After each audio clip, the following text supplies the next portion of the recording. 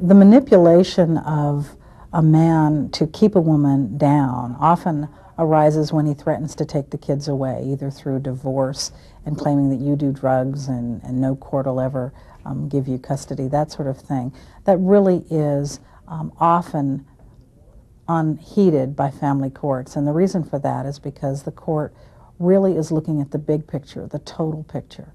Nobody's perfect, and so the court begins to weigh where the children would be best. And if you've been battered by a man, the kids are going to be better off with you because you're not a batterer. When they talk about things like you'll never get custody, that's a scare tactic. They use that. All abusers use that. There's not one that I've ever heard of that has never used it. It's a ploy to get you to stay. An abuser will threaten you that you won't be able to take care of your children. That's a lie. You do better off without them because you're jumping through hoops to please them and trying to take care of your kids, and you're not cutting it with the kids.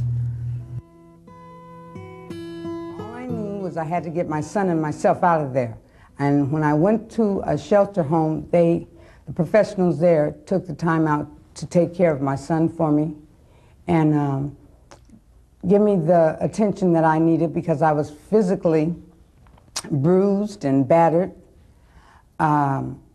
I was in pain constantly, and it wasn't until maybe the 4th week into the shelter that I actually started taking the responsibility of my son and realizing that he had been through this too. I noticed that he started to act out, though. He cried all the time.